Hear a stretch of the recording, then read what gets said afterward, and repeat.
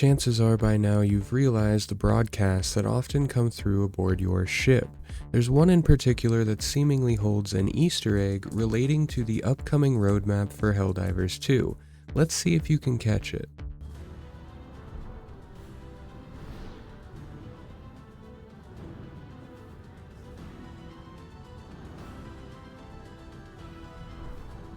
Good evening, I'm your host, Coretta Kelly.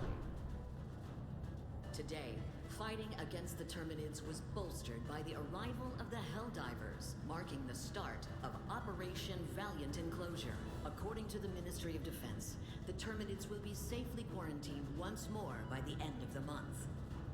We go now to breaking news.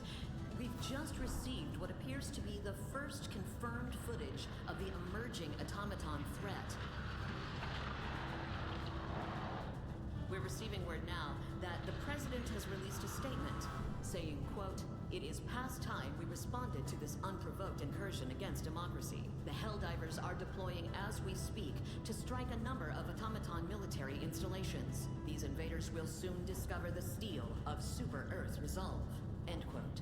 With fighting on two fronts, this will be the largest Helldiver mobilization since the First Galactic War. To be fair, I didn't catch it the first time either, but I love hunting Easter eggs. I have since I was a kid, so I slowed down my replay, upped the definition, and dug through the subtext. This is the first and only known mention of the rumored Illuminate Forces, at least in-game. In this video, we will talk about the new Datamine leak that has shocked the community and take an in-depth look at each of the Illuminate Forces we can expect to see in the potentially not-so-distant future. The Datamine, which was released by Reddit user Stodal a couple days ago, actually found files that are verifiable by anyone that has the game installed. By looking through the dl_library.dll files with a notepad, he found all of these yet to be implemented items. I will leave the link down below so you can see all of the new stratagems, weapons, and possible Illuminate Forces that are coming, with a few that we never saw during Helldivers 1. The one thing that I do want to highlight, and the one thing that's going to change the game more than any of these weapons or stratagems, are the possible weapon customization options. We can see that there is already code written for things such as underbarrel, optics, paint schemes, muzzles, magazines, ammo types, and alternatives. Now, these weapon customizations, which I'm only assuming are going to be applied to all of our base weapons, are seriously going to change the game, and it's going to change how we play, especially on Helldive mode, taking in the most meta loadout we possibly can.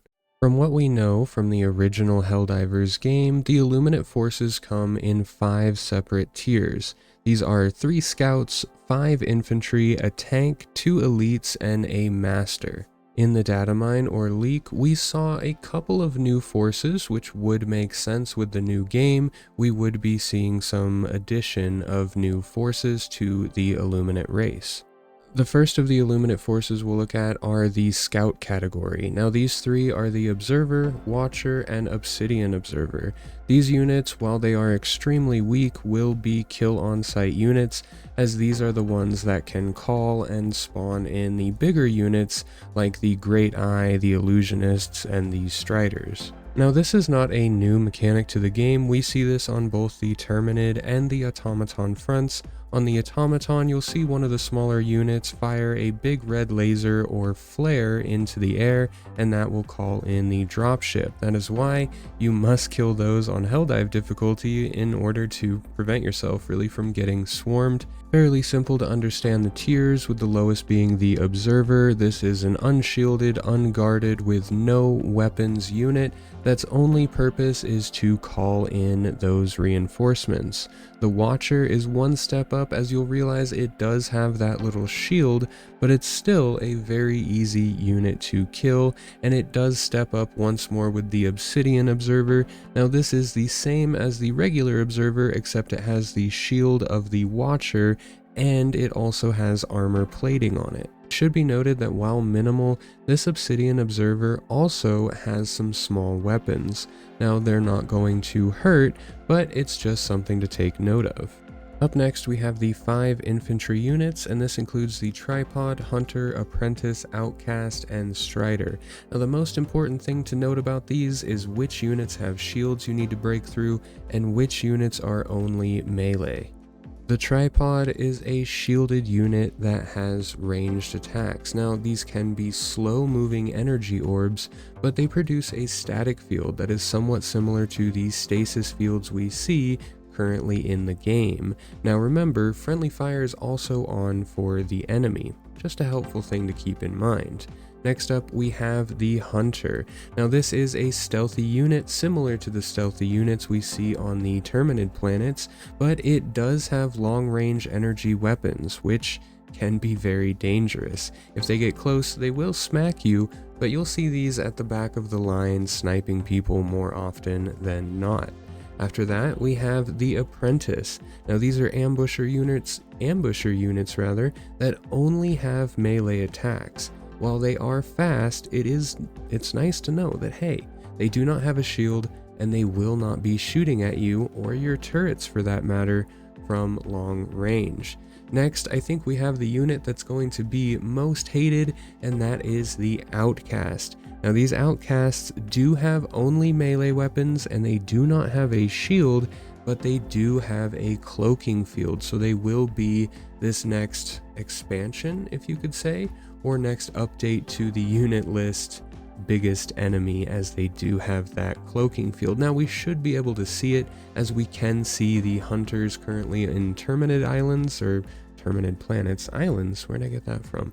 But the Terminid Planets, we can see them running around, so it shouldn't be that big of a deal. And last but not least, we have the Striders. Extremely powerful energy weapons from afar. They're going to be able to stomp right over us like the Chargers that we currently see, and they do have that bubble.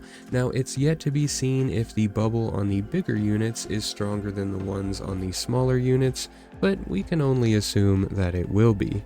Next up, we have the tank, and that is the only tank unit, the Obelisk. While the Obelisk is not going to be a huge threat of killing you and your squad, it is going to be very annoying as it projects a very strong energy wall or an energy field that only the Illuminate Forces can pass through. This can become very tricky in things like choke point situations where there's really only one way to go or one way to get out. Means you have to take out the Obelisk and sometimes these shields around it or forces to actually get through. Moving on down the list, we have the Illusionist and the Council Member. Now both of these units go around with a shield and are bigger units, so will have more health than most everything else on the battlefield. The Illusionist and the Council Member both have honing attacks. However, the Illusionist uses honing orbs that float through the sky, and if touched or if hit by one, they used to cause hallucinations. In this, we're assuming they're going to cause some loss of character control for a brief moment. When it comes to the Council Member, they are firing homing missiles at Helldivers, which cause a ton of damage and have somewhat of an EMP effect. You can think of this when you go under an automaton radar and you can no longer use your stratagems. It'll be like that, but only around your character for a brief amount of time. Last but not least, we have the Great Eye. This is categorized as the only master unit and was a massive boss fight back in Helldivers 1.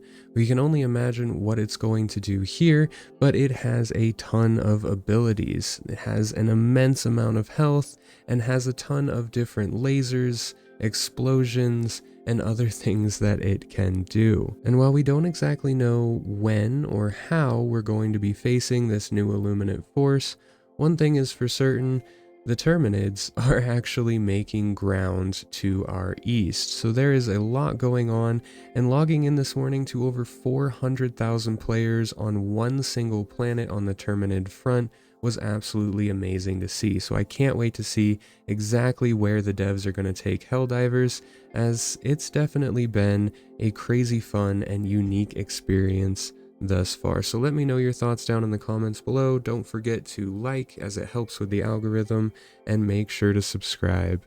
If you're interested in knowing the best loadout and the one loadout that I use every single Helldive after hundreds of them, check out the video on your screen right now.